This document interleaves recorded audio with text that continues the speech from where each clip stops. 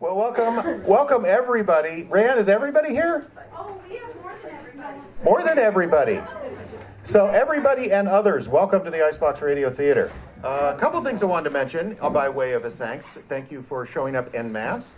And also, just wanted to let you know that that this is the beginning. It's a special night for us, and a special night. I want to thank all of you for being here. This is the beginning of our 20th year producing audio theater in International Falls.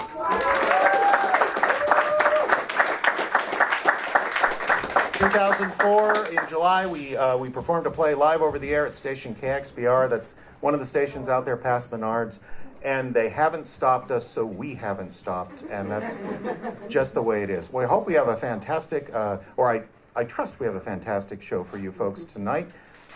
We will be doing a couple of plays, full length, as well as some other short pieces. Going to be an intermission in the middle, so you'll have a chance to get up to the bar and say hi to Rayanne and avail yourself of all the offerings here. She also wants to let you know, don't worry about getting up and doing that just in the middle of the show. It's radio theater. There's really not much to see up here. You just have to listen. That's just the way it is. I'm going to switch microphones real quick because I want to introduce our cast. Veterans all, what a fantastic group. Immediately on my left, she comes all the way from her home in Fort Francis, Ontario. Did her husband make it? Yes. He did. Okay. And how's the seat? And my sister. And how's the seat? The seat's good? There was a lot of concern about hard pews and the effects they have on the body. All of this concern emanating from Karen Schickel, ladies and gentlemen. Give her a hand. Once again, winning the award for Best Dressed Cast Member. She has been with the theater, since high school, I think. No, it was after high school. It was after high school. Yeah, you addressed me when I was working at the gas station to come. Oh, that's right. Yes, to come and do this. That was hard times for the theater. We did what we could. And now we are so much better because Scotta Turner is here. And in terms of loyalty, in terms of talent, in terms of everything, it's just not an Icebox Radio Theater show without Nero Wolfe himself. You're not getting Nero Wolfe tonight, but you are getting Justin Kaplan, ladies and gentlemen. And running this whole endeavor for 20 years, our wonderful leader, Jeffrey Adams. Yeah. Thank you. Thank you very much. Okay, well, one of the things we're most proud of here at the IBRT is we are not a pretend radio drama company. We don't just get up here with microphones and pretend it's 1938 and we're doing War of the Worlds. We actually have a streaming online radio station that plays our plays, recordings of our plays 24 hours a day, all over the world. And we stream these broadcasts, these shows on that station. So in a minute here, we're going to go live. And the station I know has listeners in Germany and Russia, and for some reason, a couple weeks last summer, Thailand. My theory is people are learning English from us, which is terrifying to think about. But whatever the case, actually, you know what I'm forgetting is sound check real quick. So, yes. Oh, I didn't introduce our sound effects engineer. It's Diane Adams. For a special presentation. That sounds good. Let's cut it for a live broadcast. All right, we're just about ready to go. Do we want to do sound check? We should probably do sound check. You're right. Okay, Karen, go ahead. Check, check. Hello, everybody. So happy to see you here tonight. Check, check. Ooh, okay, well, there's the limit. How's the volume in the back? Can everyone hear okay? Can you hear Okay. me just fine? Go ahead, Scotta. Very good. Hello, thank you for all coming. Okay, fantastic. Justin? Check, check, 1, 2, check, check, mic check. Hello, everybody. Fantastic. Let me do... We do have one piece of sound effects for a telephone call. That sounds pretty good. All right, we'll call that sound check. Okay. Going to count us down and then go live on the air. Going live. After I turn myself down. Going live in 5, 4, 3, 2.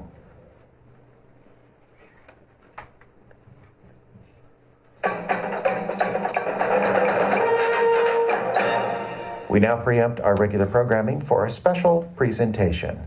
Stay tuned for a live broadcast from the Icebox Radio Theater.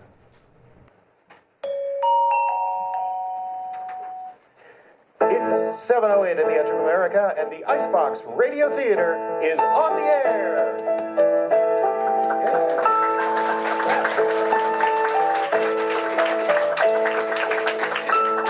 It's the Icebox Radio Theater, America's premier live radio drama company, returning tonight to the stage of the Salty Jester, northern Minnesota's premier venue for cocktails and live entertainment. Tonight is a night for suspense, featuring a live recreation of a classic radio play On a Country Road by Walter Bazar, plus a world premiere of a suspenseful tale taken from the fabric of our own lives right here in Minnesota.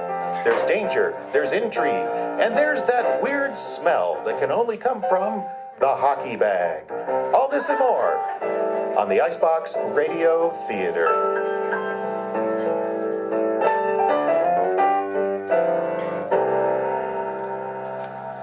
But first, a word from our sponsor.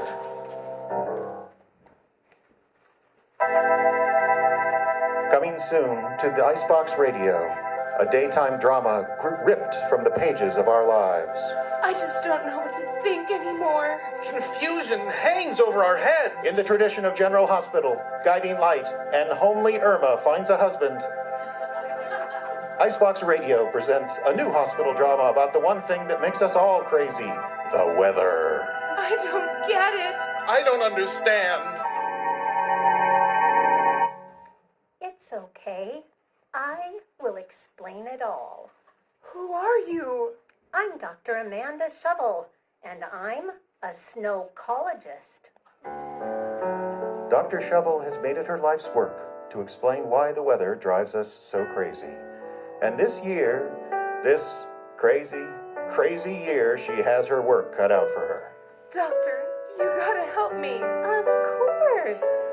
I always hate to see winter come every October, but this year, what with almost no snow at Christmas, I had feelings.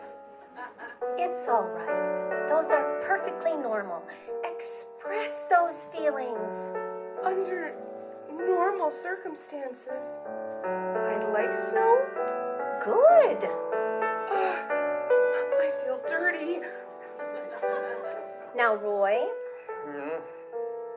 your wife tells me you've been tuning up the snowblower for 2 weeks now, and you've added 2 new coats of wax. So, I'm just doing a little maintenance, that's all. It's perfectly normal. It's not weird.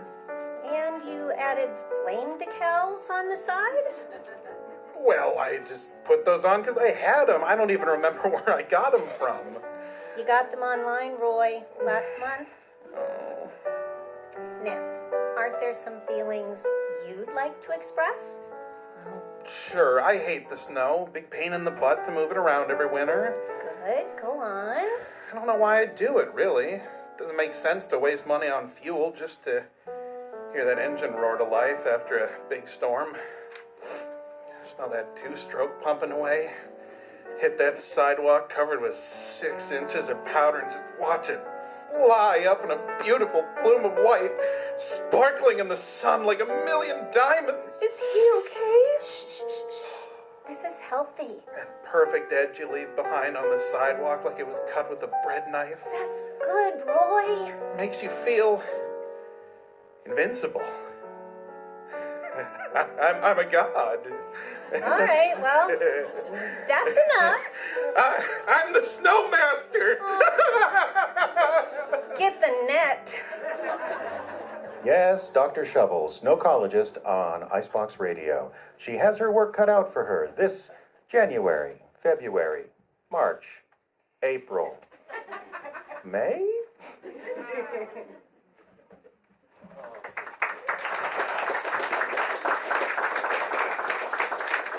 Thank you very much. Well, friendship is a two-edged sword. Yes, it's great to have a pal to watch the game with or go shopping with, but there are also those times when they need you to listen about their bad breakup, when you'd just rather go to bed, or help them move for the 3rd time that year. But in our first play this evening, friendship takes on deadly consequences. Imagine a man. His name is Kenny. He looks like Justin. He's in a room, listening to a voicemail for the third time, trying to figure a way out of a situation that could very well cost him his life. And we'll give you a hint, the solution will come with a knock at the door and the hockey bag.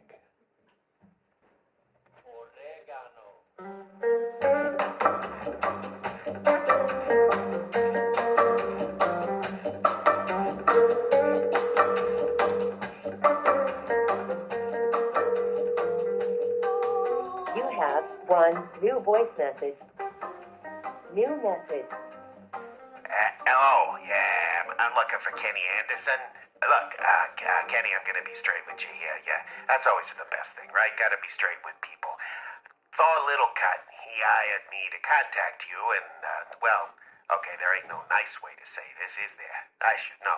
I've been in the business a long time, and there's no nice way to say this. You gotta pay him, Ken. You know, you gotta pay him the markers from that poker game. You know, the poker game Mr. Littlecut vouched for you at, and then you skipped out on? Yeah. A lot of high rollers at that table. That table you skipped, a lot of high rollers. I gotta admit, surviving the 2-story drop from the bathroom window, that was impressive. It still hurts. Especially how you use the Vaseline there in the bathroom to squeeze through the window. Genius. I never could have done that on account of my weight. Doctor says I need to drop a few pounds, but you know how it is. Men of my age and all that. Where was I? High rollers. Lots of them, Ken. You left owing, let's see here. 10,652 big ones. Here's the thing. You gotta pay up with Mr. Littlecut, or he's gonna tell me to visit you. Nobody wants that, Ken, right? Least of all me. It's not that I don't enjoy my work, you understand. It's just, hard on the knuckles. So I'm gonna give you a chance to understand the importance of things here over the phone before things get too personal, right? Well, first, Mr. Littlecut, he's gonna have me take you up to this cabin he owns up in the woods, deep in the woods, right? No one around for miles. Then, I'm gonna tie you to a chair. Classic. Well, then, I got these two friends, Ray and Petey, okay? Big boys, right? Huge. They was both high school football back in the day. They're gonna hold you, they're gonna hold your foot to the floor. Well, I forgot to mention something. See, my old man, he raised me to be a carpenter like him. Taught me everything about the trade. It's not his fault I ended up in this line of work, but, I still have this fondness for hammers and nails. Almost like a tribute to the old man. Yeah, so that's where this is going. Ray and Petey, they're gonna hold your foot to the floor while I take a brand new roofer's hammer. Gotta be brand new. Never the same hammer with two different guys. And I take No. I can't listen to this anymore. Foot to the floor. Message marked for deletion. There are no more messages. Okay, alright, I gotta think. I gotta go, but go where? Oh, come on, Kenny, think. The solution's not just gonna drop out of the sky.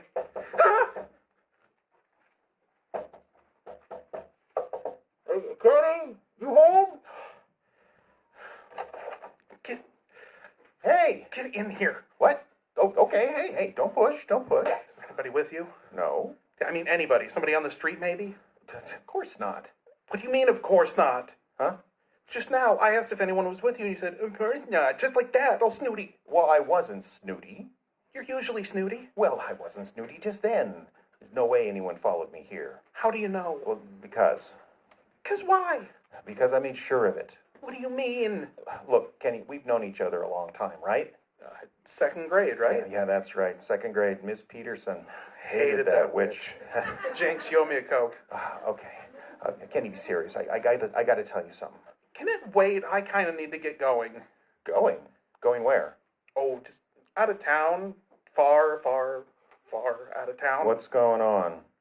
You know what? Don't worry about it. Just forget I said anything. Well, that's the thing. I can't. You can't forget. For serious, I can't. That is to say, I'm here on some very important business, and I gotta ask you a favor. Okay. And also, I gotta confess something. What is it? Now, Kenny, don't be mad. Okay. I hit the lottery. For real? Yeah. How much? 300,000. Oh, that's great, man. Congratulations. Thank you. Let's go out and celebrate. No, wait.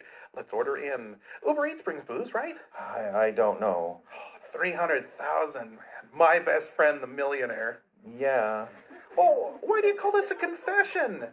Didn't you think I'd be happy for you? No, not really. Why the hell not? My best friend. Yeah, your best friend. See, that's the thing. What? What do you mean? Kenny, I didn't think you'd be mad that I hit the lotto.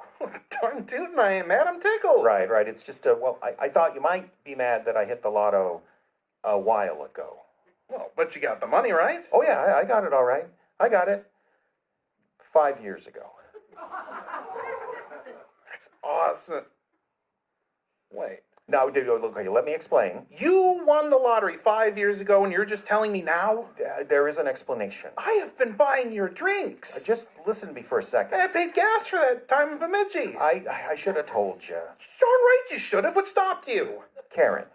Are you telling me your wife doesn't know you hit the lottery either? Yeah. Oh, don't look at me like that. I had no choice. Of course you had a choice. No. I mean, okay, I did. It's just that when you hit the lotto, they sit you down for this training video. Mostly it's just about being responsible with the money and how the taxes all work and all that. But the thing that they kept saying over and over is to expect all kinds of people to come in out of the woodwork. Crooks, fake relatives, fake friends. Fake friends, huh? Yeah, so I guess I got nervous. I took the payout in one lump sum and hit it. Taxes were a bear that way, but I still have over 150 grand. Or started with that, anyway. And you didn't think to tell me. Your friend. Well... No, it's fine. I get it. You're afraid I'd come out of the woodwork. Oh, no, don't be like that. 5 years you kept this a secret. 5 years when we could have been having us a time. Kenny, please, I'll make it up to you. I will, I promise. I was, worried. Worried your best friend would steal from you? No, kinda. It's just... I know you have that gambling thing, and it's gotten you in trouble more than once. Gambling thing? I don't know what you're talking about. I'm really going to make it up to you. I trust you, Kenny. I really do. Oh, yeah? Oh, okay. Karen and I are finally through. She's suing me for a divorce. I get it. You don't want her to know about the money, don't you? Right. That's it. See, I could keep it hidden from her before, but if we get divorced, I got to declare all assets. So? Give her a cut and tell her to get lost. Oh, God, she's an actress, remember? She can cry on cue. If she got in front of that judge, I'd be lucky to get out of there with all my body parts attached. All right, fine. So what's that got to do with me? I just need you to watch the money. You mean it's not in the bank? Well, of course not. It's in my hockey bag. Your what? Here. My old hockey bag. Is that what I smelled? Look, it's just for a few weeks. I trust you, man. I really do. How much is in here? 110,000.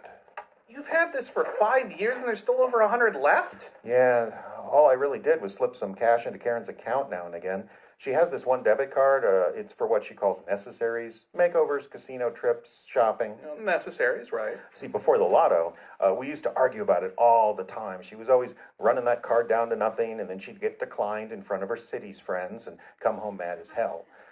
But since then, I've just, slipped a few bucks in every now and then. Debit card never runs out, and she never says a word. Genius. Thanks. So can you do it? Can you watch the cash? Of course, I would never expect you to do this for free. Oh, that's fine. No, I'm happy to do it. How much? Well, I was thinking maybe $500? 500. Yeah. Is it not enough? Oh, no, of course, I understand.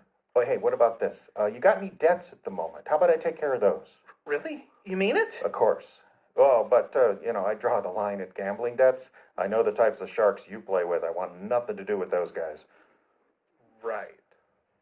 Oh, of course I'll watch your cash, Pete. Okay, well, here's the bag. Take the 500 out of there. I trust you. Yeah, thanks. Just hide the rest around here somewhere, and thank you. Thank you again. Thank you so much. Uh-huh. Now, I got to be getting back. Karen's going to get suspicious. Oh, sure thing, pal. I'll look after this bag real good. Thanks. Thank you, man. You're a real friend, Kenny. You're a real friend too, Petey. You big dumb gorilla. Oh, man, he wasn't kidding. It's mostly in 20s. That's 100. So the balls must be 1,000 each. So I'll just take out 10 of them. Oh, I'm sorry, Pete. I must have miscounted. 500, 10,000. Kind of all looks the same when you're staring at all this delicious green. Jeez, if my head wasn't attached. You scared me to death. Sorry. I had to come back for something. What? Well, by way of a thank you, I got you something special. Here. That's a ring box. Yep. Peter, this is so sudden. Oh, quit messing around and open it. What the? Look familiar? It's. No, it can't be. It is. Kevin McDougal's 1985 Stanley Cup ring with the Edmonton Oilers. The guy what sat on the bench right next to the great Gretzky himself. I know you've been looking for one. How on earth did you find this? Memorabilia guy tracked it down for me. A genuine Oilers Gretzky Cup ring. This has to be. How could you even afford this? The hockey bag. Yeah, the hockey bag, right. I thought it might be sort of an apology for not telling you earlier. Yeah. Well, okay. I gotta go. Thanks again, man. You won't need to keep that bag more than a month, I promise. Yeah. Oh, and, make it 600, huh, Kenny? You're a good friend. Damn it, Pete. Why'd you have to be such a nice guy?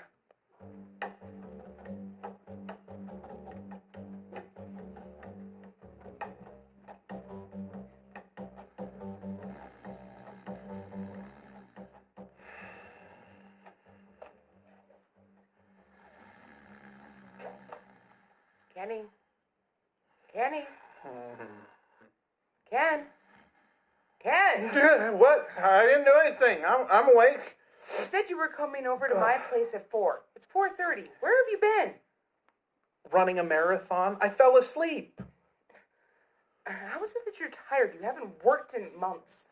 Can you not, babe? I have a splitting headache. You should have called. I'm sorry. Yeah, you're always sorry, but nothing ever changes. Well, I have a reason this time. And what is it? Check this out. What is that? What is that smell? It's a hockey bag. And it's a hockey bag. Oh, it's all coming back now. My brothers used to play. Folks moved to Texas rather than clean the house. It gets worse. Where did you get that? Can you keep a secret? If you can tell me where the money came from. You won't believe it. It's Pete's. He won it in the lottery. What? He did. It's over $100,000, and he won it years ago and has been keeping it a secret from Karen the whole time. That's terrible. You've met Karen, right? Yeah, I know. She's a horrible human being, but doing that to your wife is just wrong. So that's why you've been bugging me to get married. Don't try and high road me. Not when... Did you steal it? No, he gave it to me. What? Just for safekeeping. Karen's finally kicking him to the curb, and he doesn't want her to get her hands on this. And he trusts me. But you're thinking about taking it, right? How could you possibly suggest such a thing? I'm thinking about taking part of it. What do you mean? Well, I was going to take care of some responsibilities that I have. Gambling debts. You don't know that. I know you. It's gambling debts. How much this time? 500? 1,000? Little more than that. Of course it is. And I don't know if I'm going to do it. Pete's a good friend. He trusts me. Maybe I could... I don't know. Maybe I could ask him for a loan. What is it? What? You got that look in your eye. That scheming look. I don't have a schemer look. You do right now. I do not. You do. You're thinking of something. Now give. What is it? Well, how much do you need? What do you notice if it's gone? Definitely. So, why not just take it all? What? I mean, if you're going to steal, steal. Don't play around with fake morality. If you're going to be a thief, be a thief. Where did this come from? What? You thought I was a saint or something? Look, this is a chance to get out of this town and make a fresh start somewhere else. Like where? I don't care. Someplace warm, maybe. Like Vegas? Yeah, we'll talk about that. Point is, Pete is a sweetheart. He'd never trouble if we just took off and disappeared. And he'd never admit that the money was his if it meant revealing it to Karen. You're thinking he'd let us have the whole thing instead of losing half to her? This is Karen we're talking about. She would never settle for just half. That's exactly what Pete said. And you said he hasn't spent very much, so he clearly doesn't need it. Come on, sweetie. This is our chance. This is our brass ring. I'm not... Please.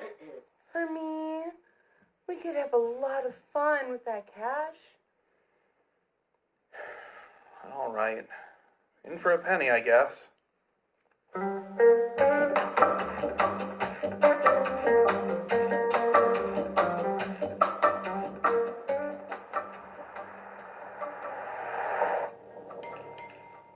What are you doing?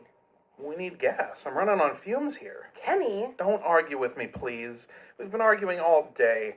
If we're gonna make a run for it, we need gas. Kenny? And running away was your idea, remember? I know, but why here? What? Kenny, look where you pulled in. Isn't this the station that Pete works?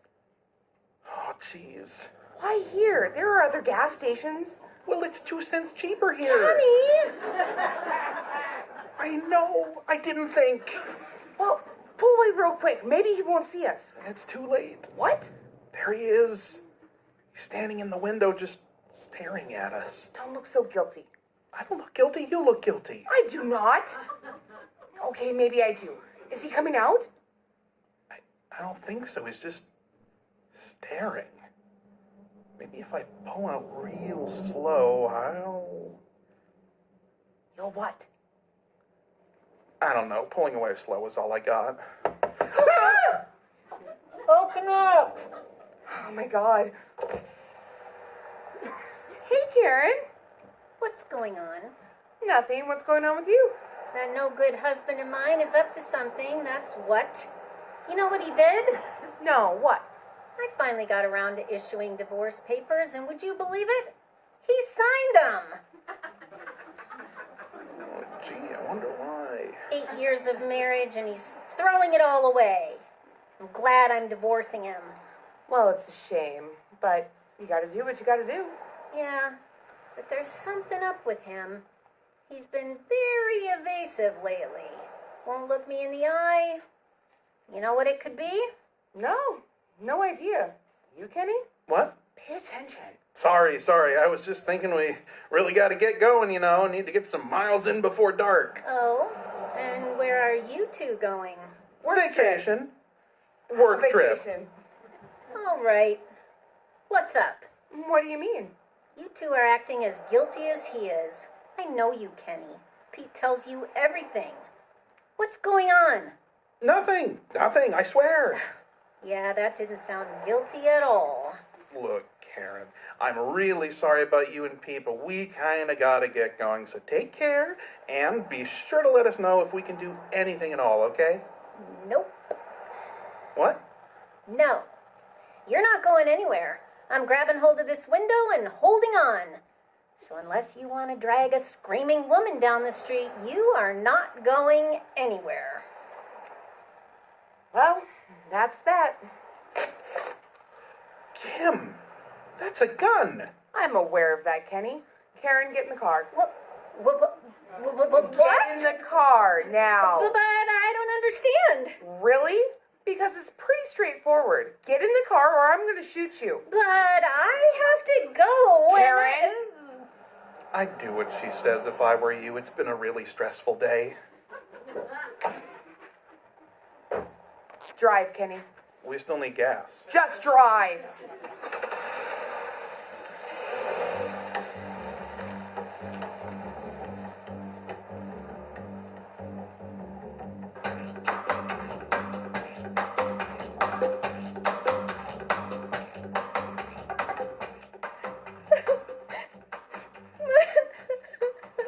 Jeez, Karen, come on. Stop crying, would you?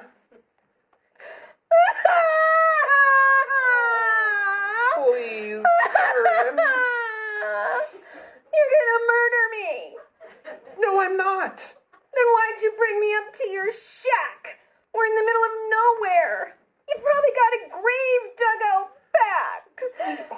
in the middle of nowhere. County 177 is like 20 feet over there. You're gonna murder me! No, I promise I won't. Well, she will then. Who, Kim? Of course she won't. She's your friend. She pulled a gun on me and I don't even know why. Are you kidnapping me? Huh, that's a joke. I'm not even married anymore.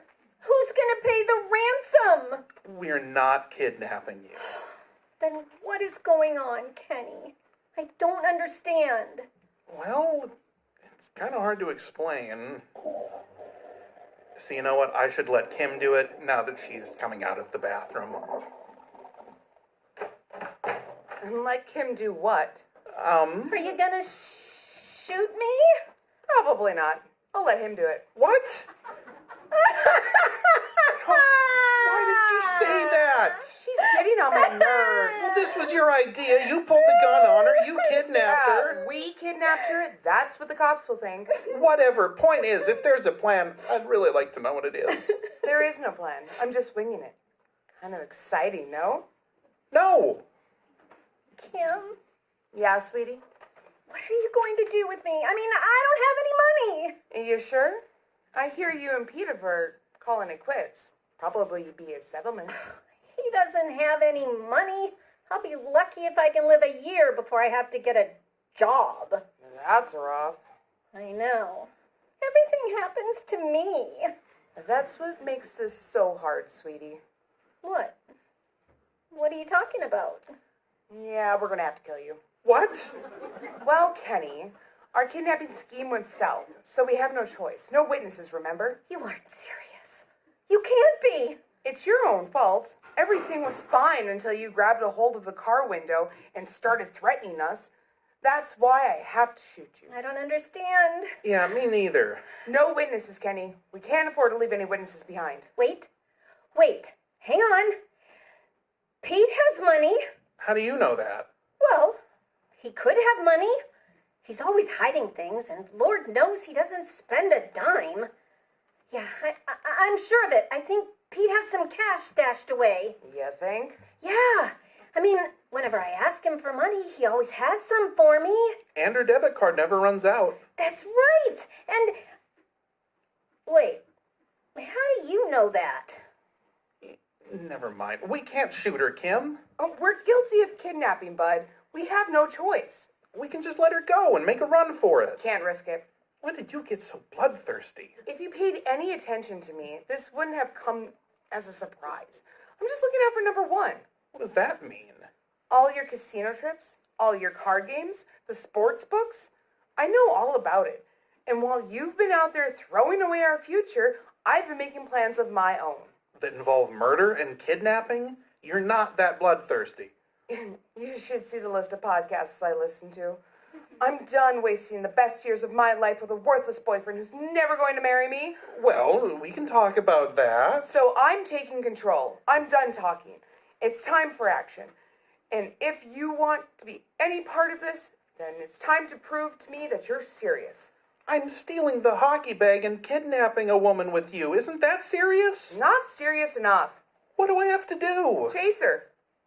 What? Chase Karen. While you and I were arguing, she sneaked out the door and is running down the road right now. Oh, jeez.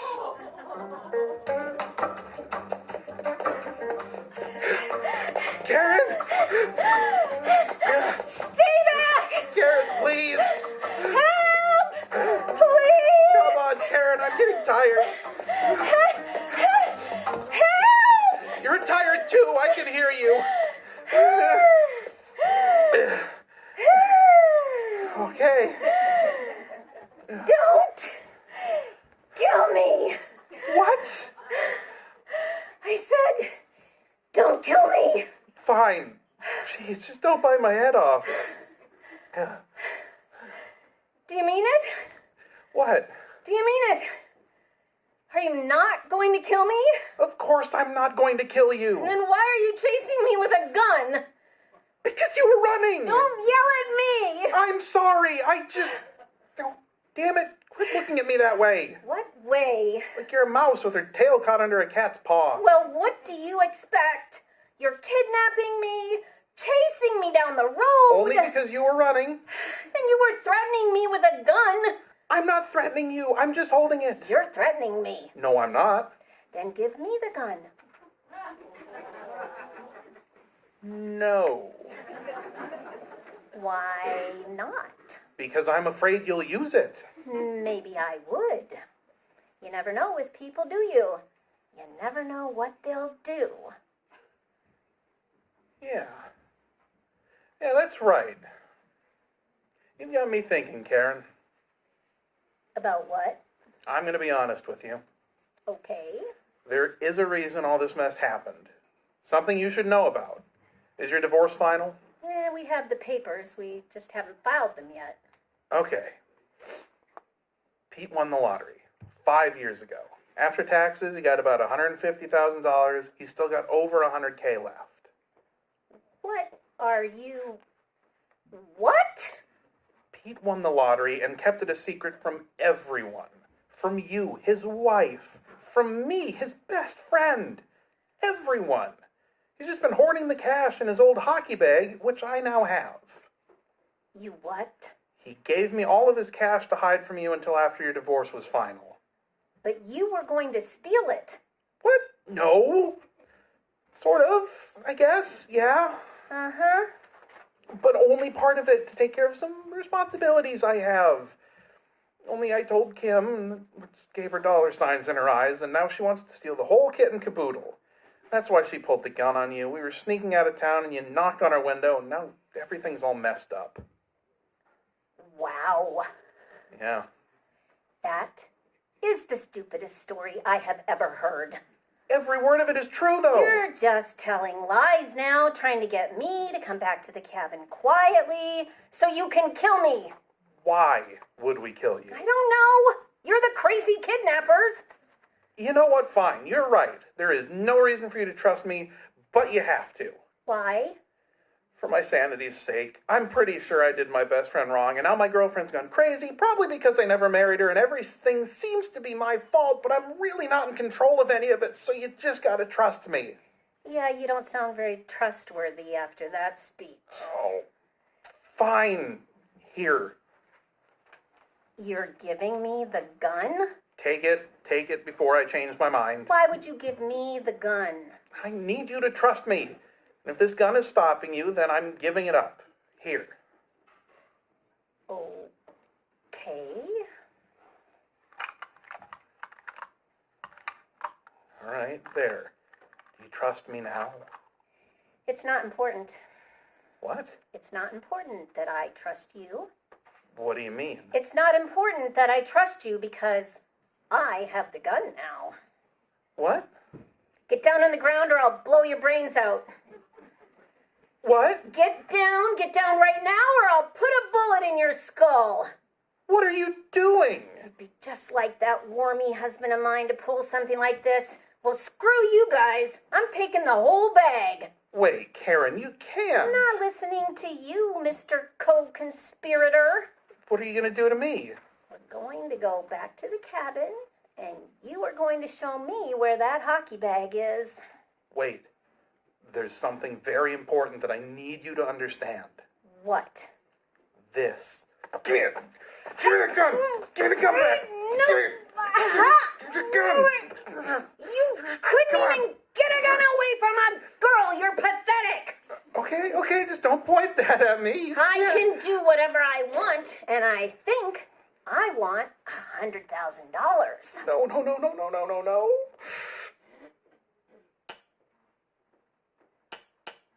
Oh, you've got to be kidding me. It's not loaded. Kim, what were you thinking? You kidnapped me with an unloaded gun? Unbelievable. Of course it's not loaded. Ugh. Hey, what the hell are you doing? Throwing the gun at your stupid face. Well, you missed. I know that. Ugh. How could this day get any worse? Did you? I did. That was my car. Yes, it was. And was that Your husband? X? But yeah, that was Pete in your car with your Girlfriend. Yeah. Pete and Kim just drove by in my car and she was waving the hockey bag. The hockey bag? The hockey bag. See how she kind of held it up there with that little smirk on her face? The one that said, I win. I don't understand. Oh, I got a voicemail. I didn't even hear my phone ring. It's from Kim. Put it on speaker. Hey, babe. So here's the thing. It occurred to me when I was in the bathroom just now that this wasn't going to work. You and I, we're oil and water right from the start. So I called Pete.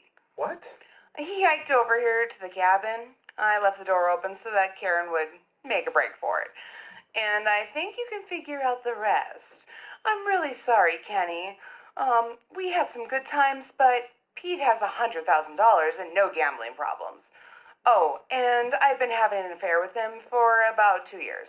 What? Really sorry, but don't come looking for us, or we'll tell the gambler guys where to find you. Okay, love you. Bye-bye. The two of them. In it together. It makes sense. He gets to keep all his money and get away from me. She gets away from me and my gambling problem. My God, the two of them probably had this plan from the beginning. Nah, Pete's not that smart. Or devious. Kim is. Well, that's true. So what do we do now?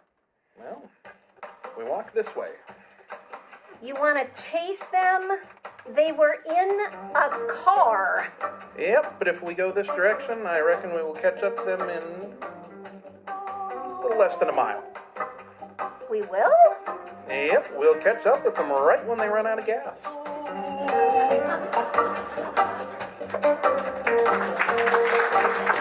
That's the hockey bag. Justin Kapla, Scotta Turner, Karen Schickel. I'm Jeff Adams. Thank you so very, very much.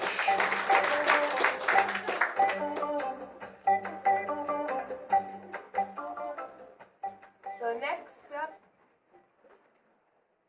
There.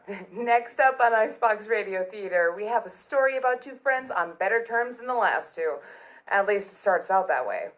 But what would you do if your best friend since grade school suddenly announced that he had superpowers? We're about to find out all about it as Jens and Doogie star in Heroes, Don't You Know?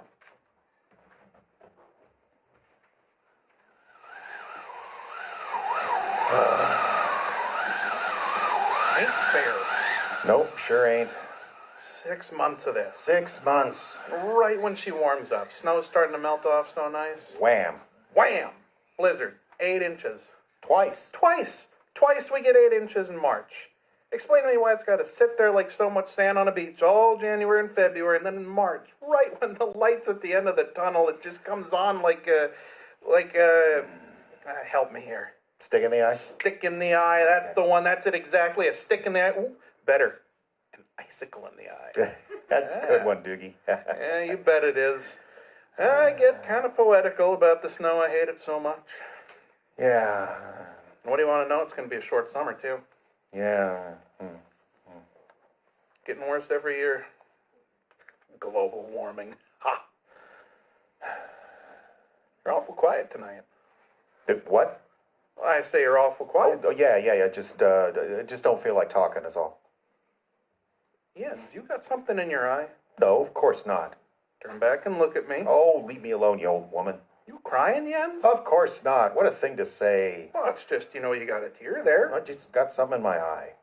Jens. Oh, I hate it when he does that. It's old Doogie here. You can tell me. Is the wife trouble? Nah, of course not. Well, no. Oh, well, then what is it? Look like your dog just died. Oh, Christ, your dog didn't just die, did it? No. No, he's okay. It's just Okay, I guess I can tell you. Oh, sure you can. What are friends for? It's this weather. Oh, boy, I hear you. This weather. It's, You promise you ain't gonna tell anyone? Cross my heart, hope my grandkids come out Cowboys fans. Okay. Man alive, I didn't think I'd ever tell anyone this. This weather, Doogie? Yeah. This weather, it's my fault. You say what now? The weather is my fault. I did it. Your fault. Yeah. All right, what's the joke? Oh, there ain't no joke. Ever since I was a little kid, I could control the weather. Oh, now you've been mixing schnapps and wood alcohol again? I am serious. Ever since I was little, I could look at the skies and kind of just see things. Yeah, they're called clouds, Jens. No, I mean like high pressure systems, low pressure, moisture in the air. Always I could just kind of bring them together like I was making chili or something. The weather. Yeah. Oh, don't look at me like that. You're just lucky I'm still sitting here. You're telling me you can control the weather? That's crazy. Oh, I knew you wouldn't understand. Oh, I understand, all right. You're ready for a brand new suit from the nut house, that's what. Suit that buckles behind the back, if you get my meaning. Fine, fine. I won't mention it again. I'd appreciate it. Fine. All right, Wayne. What? Now, I'm not saying I believe you, Okay. but how? I don't know.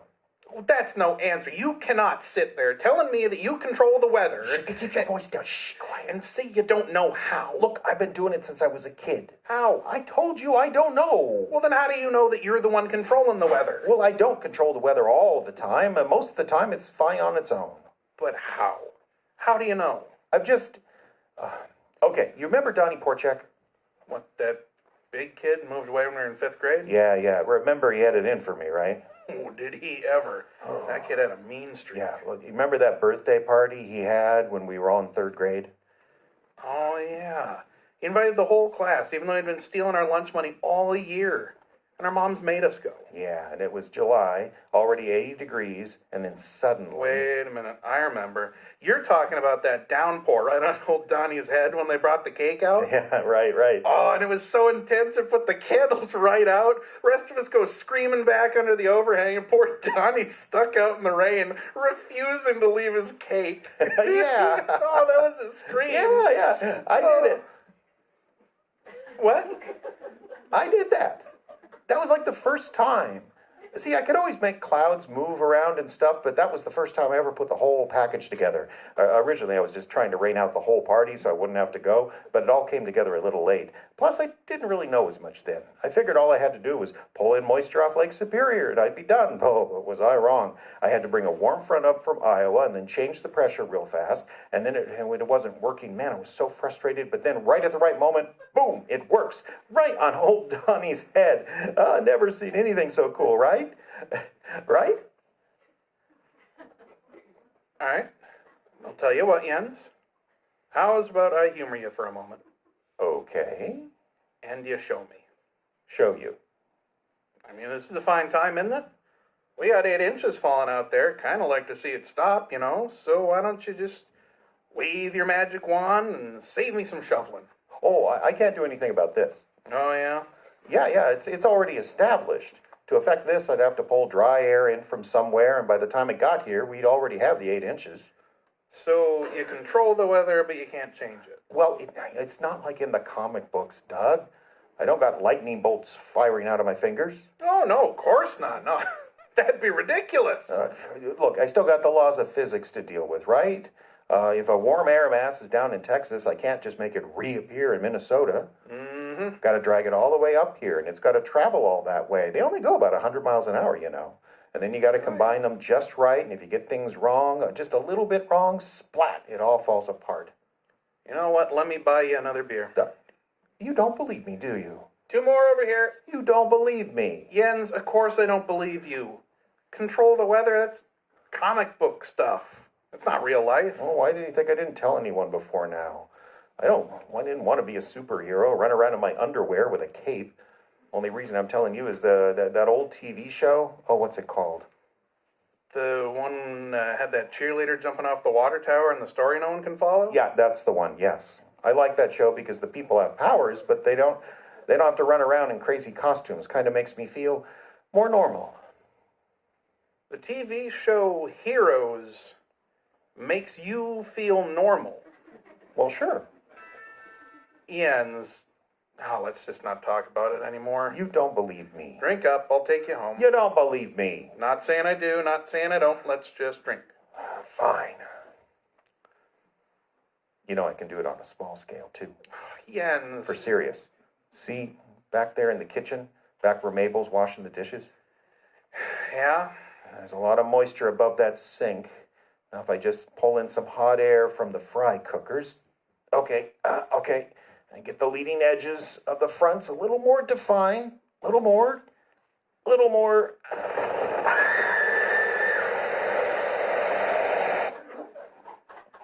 What was that? Thunderstorm. Couldn't make it last more than a second, though. But that don't happen. Oh, yeah, it's kind of tough to do. I made one over a swimming pool last for 10 seconds once, but that was really... No. How'd you do that? Oh, now he believes me. How'd you do that? I told you I don't know. Jens, this is crazy. This is great. We gotta tell everyone. Oh, don't you dare. I don't want anyone to know. Oh, I see that. Secret identity, huh? Oh, this is the best thing ever. My best friend, the superhero. I am not a superhero. Oh, you gotta do something. Solve a crime or something. Doogie. Fix the economy. That'd be a good start. Doogie, look, let me buy you a beer, okay? Oh, this is great. Are you sure we can't tell no one? Well, it's not like in the comic books, okay? Truth is, it's actually kind of tough to stop crime with my particular power. What are you talking about? You control the weather. Look, you don't understand. I tried to fight crime when I was younger, but it's kind of tough to do against a robber with a gun. Well, you could do the lightning. Doesn't work. Why? Well, I can create it okay. It's just I can't aim it so good. It always comes back and shocks me for some reason. Okay, all right. What if you blow the crooks away With with a... super wind, right? You got any idea how much wind it would take to knock over a guy? I tried to stop this guy robbing a liquor store once. I ended up mussing his hair. My superpowers were thwarted by his ability to get into a car and drive away. Trust me, Doogie, I've been all over this for years. What I've got is not a superpower. Well, you said you could do it over long times and stuff. I mean, you could create a weather front if you had time. Oh, yeah, that's true. So next time you find out about a crime being committed in 24 hours that needs good weather, I'm all over that.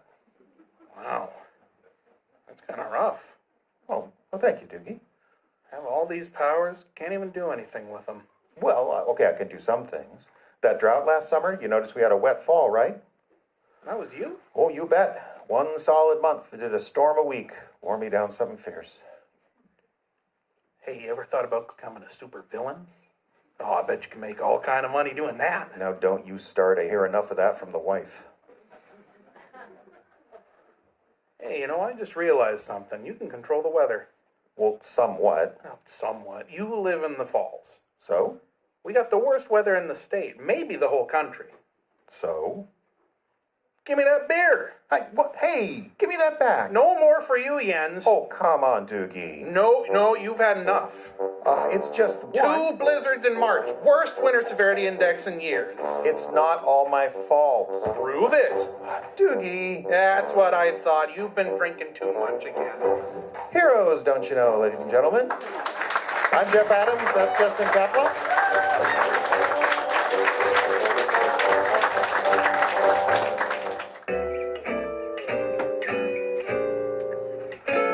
And we're back. From the stage at the Salty Jester in International Falls, Minnesota, this is the Icebox Radio Theater, podcast, broadcast, and more, all at iceboxradio.org. On this half of our show, a recreation of an episode of the greatest radio series of the Golden Age, Suspense. It's titled On a Country Road, and it begins right after a word from our sponsor.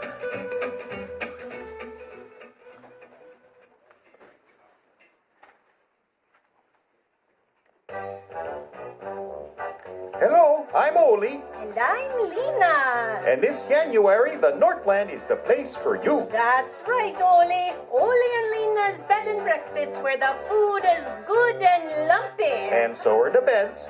Is proud to announce something new. The last time Ole bought something new, it was a push-button phone, and that was last year. Oh, Lena, Tell the folks about our weirdo party. Oh, Ole, it's not a party, it's a convention. And it's coming up during the best month of the year in International Falls, January. That's right, Lena. We call it IcyCon, and it's gonna be a hoot. We'll have panel discussions on all your favorite TV shows. And you can trade your favorite Norwegian comics like Viking Man with his evil nemesis, the Lutfisker. And there'll be costume contests too. That's right. I already got my costume. I keep telling you, Ole, old Gadabout Gaddis is not a superhero. You wouldn't have said that if you saw the crappies he brung in last week. Yahoo! Oofta. So come on up to IcyCon in International Falls this January. Just head to the middle of nowhere and then start driving north. And if you run into a customs guard, you gone too far. At IcyCon, where it's okay to be a weirdo. You think you're weird? You should see Lena's sister Ingeborg. Her face looks like she was assimilated, then the Borg threw her back. Oh, Ole, that's a terrible thing to say. They say resistance is futile, but they weren't expecting Ingeborg. Come to IcyCon and be sure to look for Ole. He'll be the one in the red shirt. Oh, looks like I'm back in the doghouse. Move over, Smorgasbord. Oof, oof, oofta. That's IcyCon 24 in International Falls. A little slice of Hoth right here in Minnesota. Thank you very much. Okay, well, next up on the Icebox Radio Theater, it's time for the classics. The radio show Suspense, which aired on CBS from 1940 until 1962, is often listed as the top-shelf premier radio drama engine of the Golden Age. Over 946 episodes, the series featured such Hollywood legends as Joseph Cotton, Henry Fonda, Humphrey Bogart, Judy Garland, Ronald Colman, Marlene Dietrich, of course Orson Welles, and the star of the original version of the play that we're doing tonight, Cary Grant. When we saw Cary Grant, we said, Justin looks like him. More than I do. I look like Orson Welles. Anyway, written by Walter Bizarre, On a Country Road was originally broadcast on November 16th, 1950. So, for those of you in the theater, for those of you at home, dim your lights, divert power to your imagination, and put yourself in an automobile somewhere on Long Island. A storm is brewing outside, and the radio is giving you some disturbing news. The Icebox Radio Theater presents On a Country Road.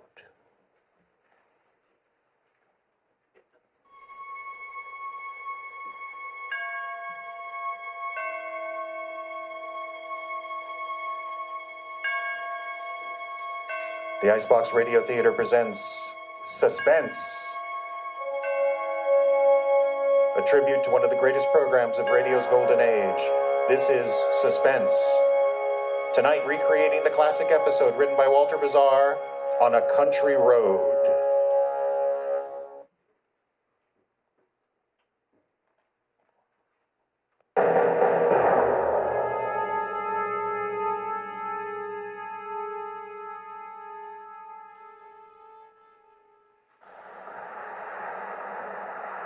Relax, David. There's no need to hurry to get home. Yeah, well, who can relax in this mess of traffic? Must be a wreck or something up ahead. If this keeps up, we'll get caught in the rain. Yeah, looks like a big storm building up, too. Hey, remember that shortcut? Which one? The little tar road that goes across through Santa Mauritius and comes out on the other highway? Oh, the one we took last summer? Yeah. I'll turn off there and duck this pile up. I have to get as far as possible before that storm hits. Why don't you use your blinker? David, don't get mad. Well, he cut right in front of me trying to get into that gas station. Maybe he needs gas. Yeah, well, turn on the radio, huh?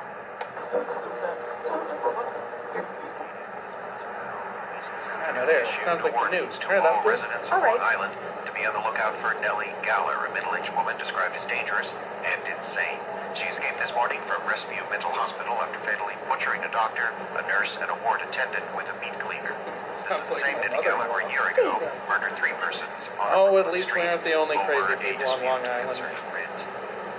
Again, in an update now, the station will broadcast broadcast a full description on our regular newscast, which follows in just a few moments. Hey, why'd you change it?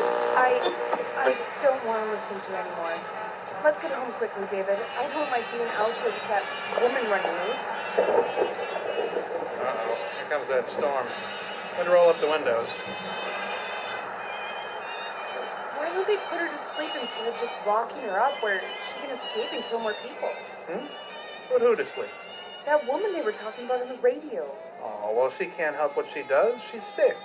Yeah, what good does that do to people who get chopped up with a meat cleaver? Well, I don't know. The laws were made before doctors knew very much about the human mind. And they still don't know much. Well, I can see what it is. There's a roadblock up ahead. What's happened? I don't know. There's cops all over the road. David, I'll bet they're looking for that crazy woman. Well, I guess so. Hold it up a minute. What's up, officer? Just to check, folks. Anything in the back seat? Only the blanket and a lunchbox. We went on a picnic. Yes, ma'am. You seen any hitchhikers? No, just this traffic. Okay. Move right along, please. Are you looking for that crazy woman? Move it along, please. Let's go. Come on. He didn't answer. Hell, he is busy.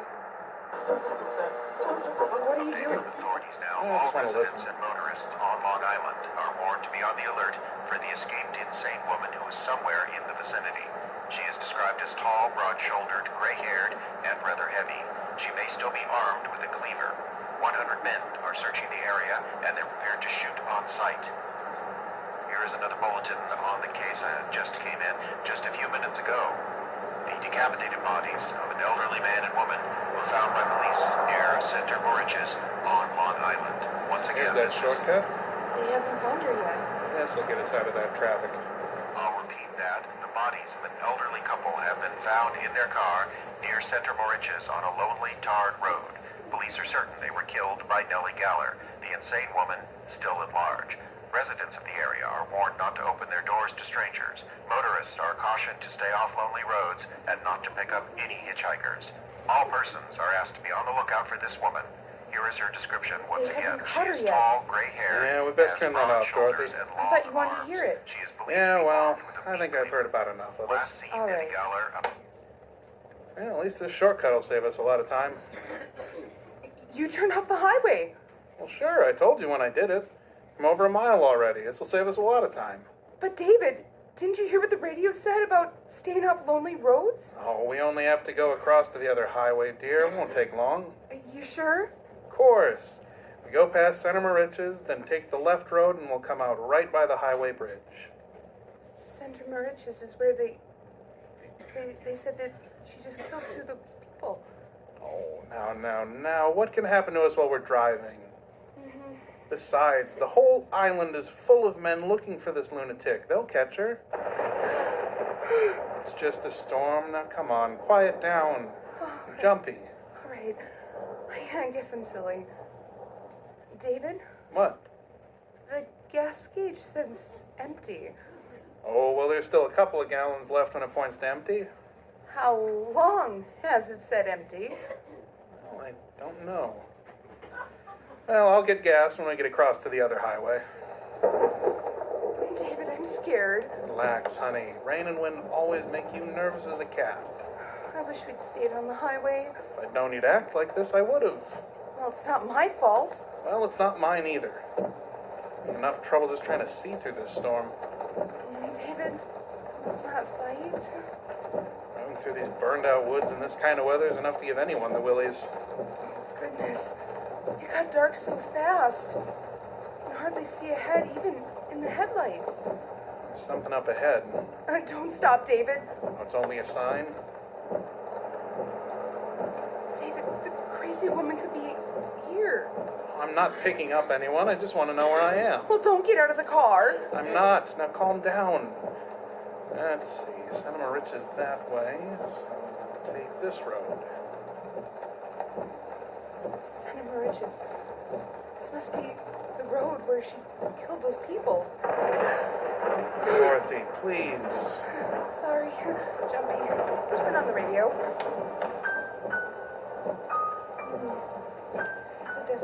place. We haven't even passed a house yet. There's woods on both sides of us. It's so dark we couldn't have seen one even if it was there. The rain seems to be getting worse, too. David, I'm just sure this is the road where that woman killed those two people. Oh, now stop that, Dorothy. That's why the police had a roadblock by this road. That crazy woman might be any place in these woods. But not necessarily where we are. David, what's the matter? Well, that's fine. A place to run out of gas. Oh no. David, you mean we're stuck here? Well, I'm afraid so.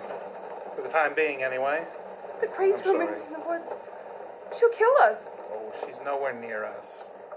David, quick, turn off the headlights.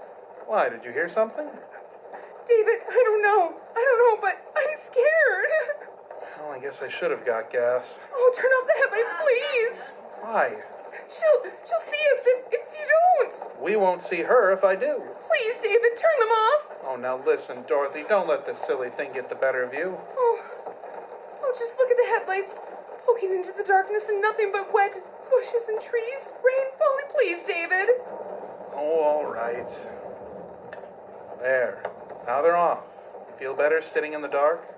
If only the thunder and lightning would stop in this rain. Look, Dorothy, there's no sense sitting here all night. It's only a few minutes past 10 o'clock. I'm going to walk up the road a bit. There might be a house or something there. You're not going to leave me here. I won't let you go. Dorothy, we can't sit here in the middle of nowhere for the rest of the night. We're safer here than out there. David, she's probably hiding in the woods.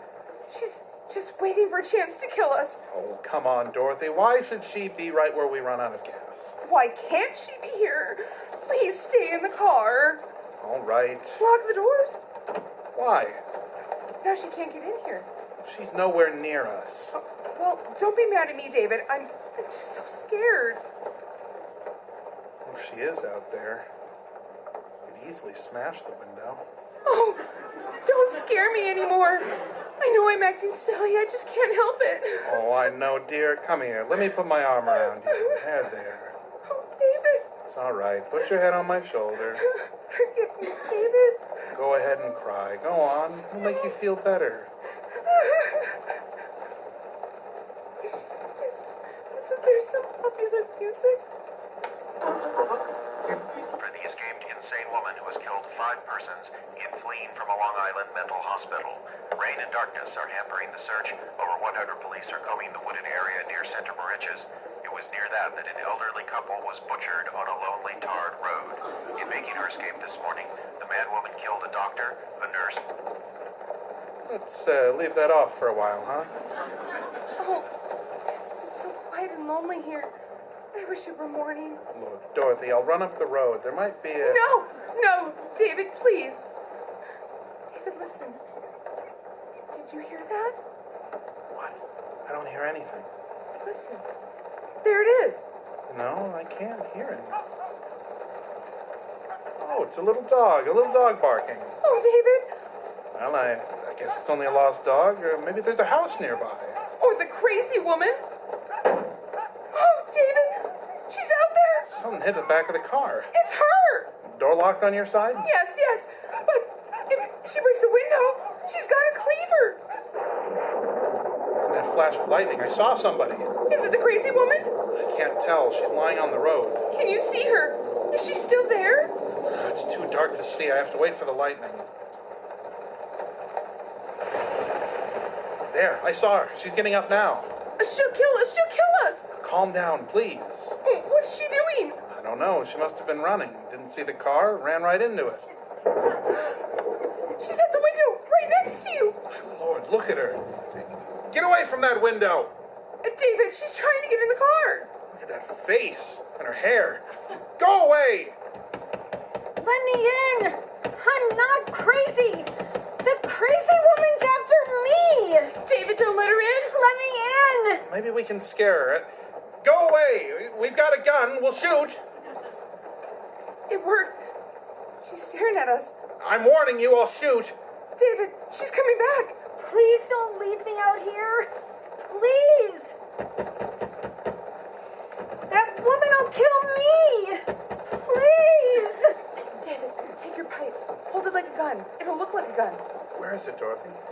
compartment? Here it is. Look, I've got a gun. I'll shoot. She's backing away. Yeah, keep going before I start shooting. David, she's gone. She disappeared. Yeah, but we can't get out now. All we can do is sit here all night and wait for help. Can you see her? Where'd she go? I don't know. She's out there, though. Probably planning on how to get into this car. David, what are we going to do? She's the one, I know it. But she didn't have a cleaver. She must have dropped it when she ran into the car. Face is all twisted and her hair's hanging down. She must be back there looking for that cleaver now. She'll kill us. She'll kill us. Dorothy, stop it. She'll kill us. Oh, David. David. The window. David, she broke the window. Get away from there. Stay out of the car. I'm coming in. I can't stand it out here. Now you stay out of this car, I warn you. I've got a gun. You wouldn't shoot me. Go away, you're crazy.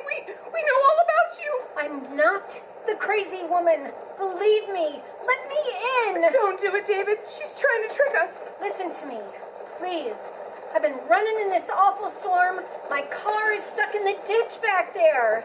How far back? I don't know. It seems like miles. I heard about the crazy woman on the radio. I was afraid to stay in the car alone. Let me in. No, David. Go back to your own car. No, it's too dark and so lonely. And this storm. I locked the doors, but I was afraid. I could see things and hear things in the darkness. I couldn't stand it anymore. I got out and I ran. It's this rain. That's why I look like this. I'm not the crazy woman. I'm not. Dorothy, maybe she isn't the crazy woman. Maybe she's just scared and exhausted. Let me in. Please, please let me in. No, David, no. She's the one, I know it. The crazy woman has a cleaver. I'm not armed. The three of us will be safer together. You know, it all makes sense. She makes some sense to me, Dorothy. We would be safer with one more person. Oh, David, I don't Let know. me in, please. I'm wet to the skin. All right, I'm unlocking the door, Dorothy. David? Ugh. All right, now get in here. But make one move and I'll shoot you. Oh, it is so good to sit down. All right, now there's a blanket on the floor back there. Try and dry yourself off with it. This darkness and this rain is enough to drive me out of my mind. Well, just take it easy, lady. I ran and I ran. All I could hear was feet chasing after me, hunting me. Do you live near here? Farther out, near Restview. I used to live in Brooklyn. The Restview is a mental hospital. I know. I'm used to the crazy people. But not at night in a lonely place like this. Not the kind who kill people. You, you live at Restview? No, just near there. David, we can't sit here not knowing. If we could get to a phone A phone? Why? to call the police to get some help. No, don't do that. Why not? Why don't you want the police? Oh, I do, but you'd be killed. What do you mean? Well, the woman. She'll kill him if he goes away from this car. Oh, there's that dog. You hear it? Somebody's out there. Well, there must be a house up ahead. Maybe it's barking to be let in. No, it scented somebody. There's somebody out there. That crazy woman's creeping around out there. Quick, let's get away. Look out, David! Let go of me. What are you trying to do? Start the car. Quick, we'll get away. We're out of gas. Out of gas? You don't think we parked here for the fun of it, do you? Such a desolate place to run out of gas. The dog stopped barking. What does that mean? You can't just sit here. We gotta get away. I'm not a magician, lady. I can't make gasoline out of rain. We can't stay here the whole night. Do you hear me? Let go of me. There's nothing I can do. We'll try something. Anything. Just don't sit there. She's scaring me, David. Stop her. Cut it out, cut it out. You'll have us all in hysterics. All right, I'm sorry. Look, I got an idea. Give me your gun. What for? What for? I'll tell ya, I want it. Now give it to me. David. Listen to me. I'm all right, but I can't sit here all night. I'll go crazy. Give me the gun. I'll go. I won't be afraid of the dark, the noises, the feet following me. I'll go. I promise you. But give me the gun. No. Now sit down. Please, I'll go. I promise. I can't stand sitting in the dark like this. Can't you stop her, David? I told you to shut up, and if you don't, you'll have to get out of this car. Not into the woods again. Oh, you're nice people, aren't ya? Or do you want me to leave so you can shoot me? Is that it? We're not going to shoot you. We don't have a gun. It's a pipe. Dorothy. A pipe? A smoking pipe? David, I'm sorry. Then you're unarmed? Sorry, David. Yeah, sure, it's all right. Why did you tell me you had a gun? Well, what difference would it make to you whether I'm armed or not? I don't know you. Maybe you two are more dangerous than that crazy woman. I'll tell you what I think. I think you're the crazy woman. The way you grabbed David when you wanted to start the car. Now, Dorothy, stop it. Don't excite her. Don't excite me? Why? Do you think I'm dangerous? An old woman you took into your car? Two of you, and you're afraid of me? We're not afraid of you. Now sit back in that seat and don't try anything. David, the storm is stopping. Maybe now is the time. The time? The time for what? What are you going to do? You two are up to something. Shut up. My wife meant that now's the time to go for help. I did not. I meant now is the time for us to escape. David, can't you see it? She's the one. She'll kill us. Oh, you Oh, little... stop it. You sit back in that seat. You haven't got a gun. No, but I do have this knife. David? It's just my jackknife. But it's sharp and it's strong, so don't try any tricks. All right. Threaten me. Watch me. While that woman is out there. All you can do is sit and wait for her to make the first move. David, she can kill us. Like the old man and woman. Must have been on the same road. They were in the car too. They must have let her in. We'll leave then. The three of us. We'll walk. We'll stay close together. We'll be quiet. Anyone hiding in the woods, they won't hear us. Don't get out of the car, David. Oh, and how do we find our way? It's too dark. We'll find our way. Look out there. The road's full of shadows. Get her out of the car, David. She wants to kill us. Kill you? Now, look. If you want to go, why don't you leave? We're going to stay here until some help comes. I'd be helpless alone. If I had a gun or something. Your knife. Oh, why doesn't somebody come? Where are the police? I can't stand this. Nobody'll come. There's no one in these woods. They're burned out and deserted.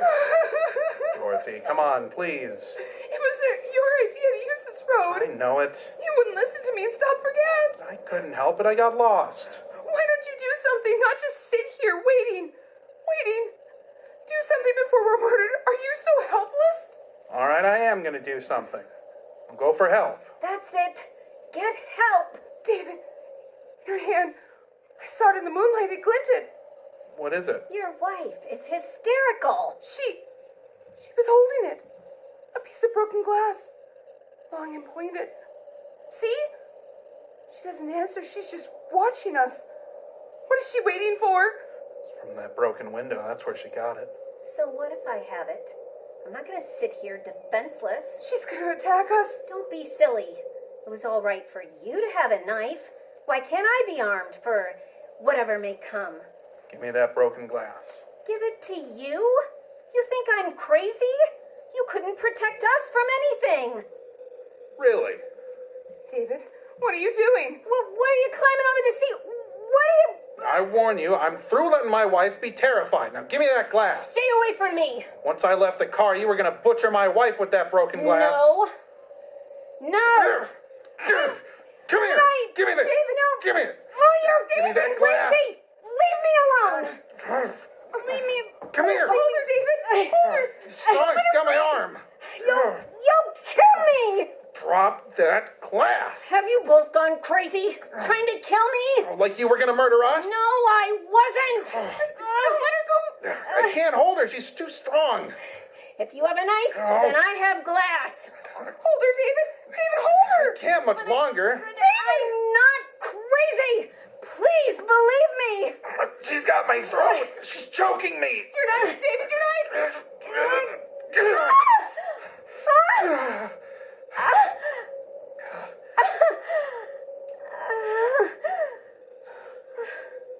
David. Oh, David.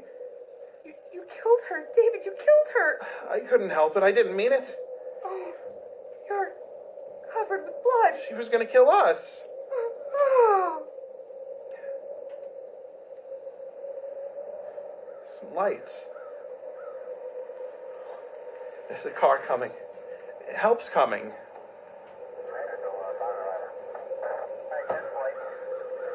Hey there, you in the car. Why are you parked here? It's the police at last. We ran out of gas. That crazy woman that's Well, been... what a night to run out of gas. You couldn't have picked a better spot. What with that woman running around loose? Officer, we want to tell you. A farmer up the road called us, said his dog's been barking at something. We caught her. Oh? Who'd you catch? That crazy woman. She's in the back seat, dead. What? Huh. No. She's alive. Hurt bad, though. She was trying to kill us. Well, we'll get her to a hospital. You two had better come along with me. We captured that crazy woman a half hour ago. I don't know who this lady is.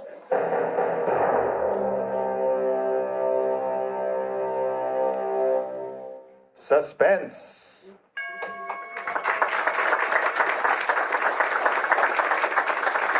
On a Country Road, written by Walter Bazar. Justin Kapla was David.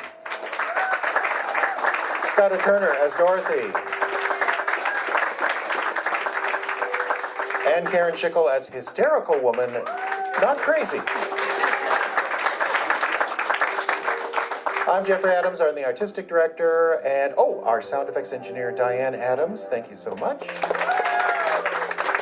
that's our show for this evening. Thank you so much for coming out to the Salt Digester.